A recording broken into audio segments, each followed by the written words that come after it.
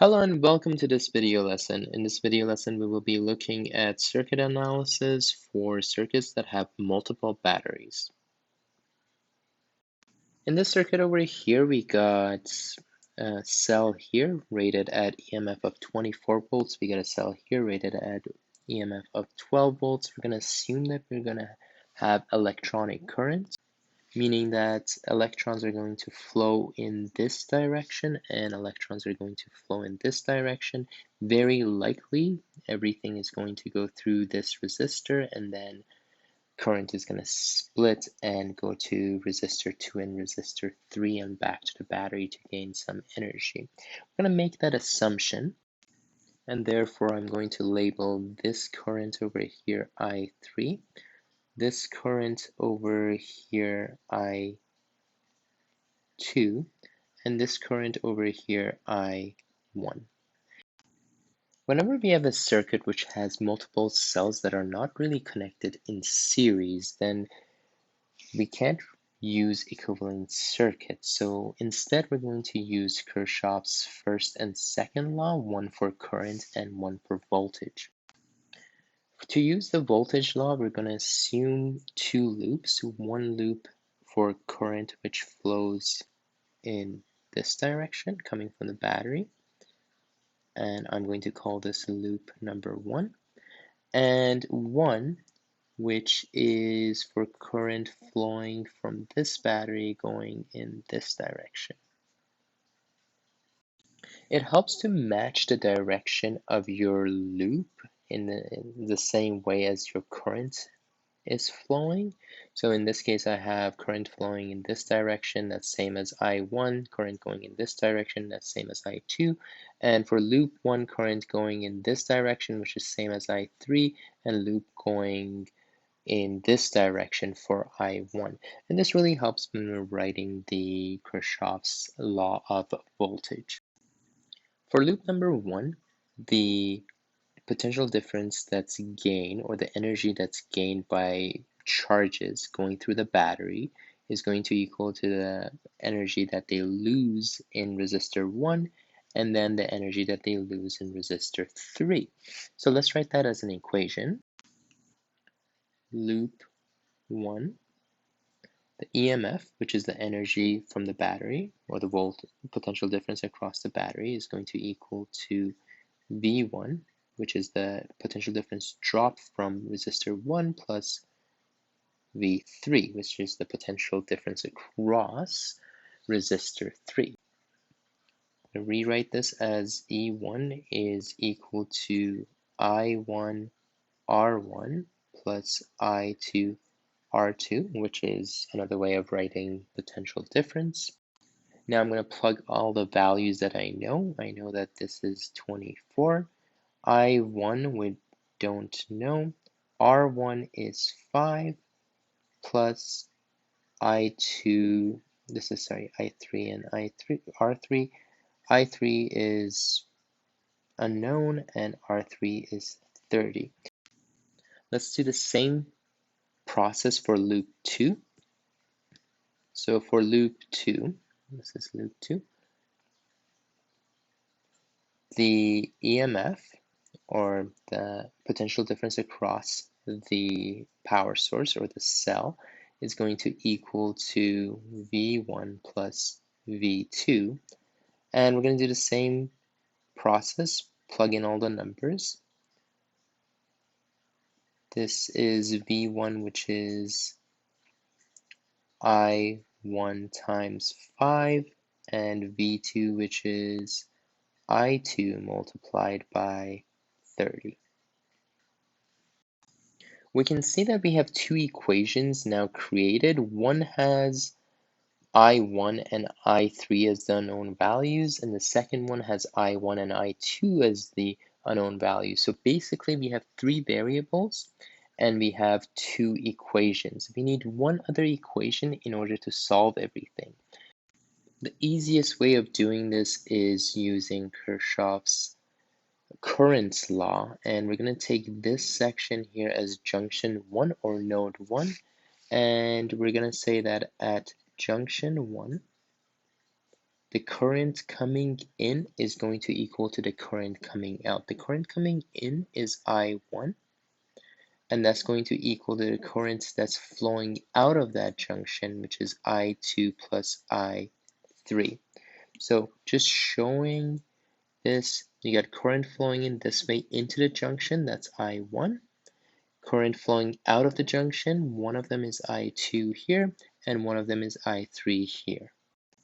Now I have three equations and three unknowns, so I'm going to rewrite those here, and I'll rearrange them. So 5i1 plus 30i3 is equal to 24, and that's the first one. The second one is 5i1 plus 30i2 is equal to 12. And my last one rearranged is I1 minus I2 minus I3 is equal to 0. The reason why I'm writing all my variables on one side and all my knowns or my constants on the right-hand side is because many of the calculators can solve this using this format. Now, at this level of the course, I don't expect my students to spend time actually solving the mathematics of this. Mathematics is not that challenging, but it is a little bit time consuming, and the purpose of doing questions like this is to problem solve and not to test mathematical knowledge. Therefore, if you get to this point, learn how to use your calculator to solve simultaneous equations, and you can just go to your model and actually figure out how that works. I'm going to use my calculator, and basically using a calculator, I find that I1 is equal to 0.9, I2 is equal to 0.25, and I3 is equal to 0.65. I'm going to write all those values inside my table. So 0.9, 0.25, and 0.65 here. And I'm not writing proper number of significant digits in this example. Just make sure that when you are doing these questions, you write and round all the numbers to a proper number of significant figures. Now the current that's going through my source 1, the 24 is I3, so that's 0.65 as well. And the current that's going through my second one is I2, that's this current over here, so that value is 0.25, so I will write those as well. Now, to find the voltage, I'm going to use the equation that potential difference across a resistor is equal to its resistance multiplied by the current. And once I do that for each one, I'm going to write all my work down there. This is going to be 4.5, 7.5, and 19.5. I am then going to find the power for each. So in this case, my power is found by, you can use many different equations, but I'm going to use the potential difference multiplied by the current. And by multiplying the two, I will get 4.05, 1.875, 12.675, 15.6, and 3 watts of power. One way to check to see if your circuit analysis is correct is to make sure that the powers that are used up by your resistors are equal to the powers that are provided by your sources. So in this case, by adding 15.6 and 3, you should get the same value, so that's 18.6, and that should be the same value as when you add 12.675 plus 1.875 plus 4.05, and when you do add them, you will get the same answer. In summary, when you're solving these questions, start off by assuming a direction for your current. So in this case, we assume that current is going up, current is going right, current is going 3, and that was based on a good assumption that current is coming out of the negative terminal and going back to the positive terminal of the battery. Once you have that, you're going to use Kirchhoff's laws. Kirchhoff's voltage law states that the amount of energy gained by electrons or charges flowing is going to equal to the amount that they spent in the resistors. So write those equations for the direction of the loop that you assumed. So in this case, we had 2 loops, and we wrote 2 equations for those. And then draw and use Kirchhoff's current law, which has to do with a junction, and the amount of current that's going into the junction is equal to the total amount of current coming out of the junction.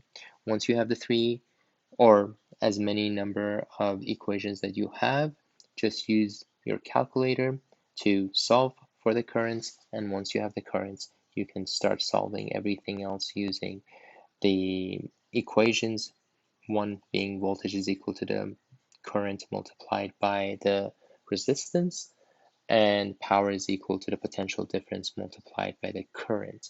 And you can use many different equations, but the more challenging part is setting these equations up. So just solve them step by step, and you should be able to solve them properly. I hope this video was helpful in solving questions or circuits with multiple batteries.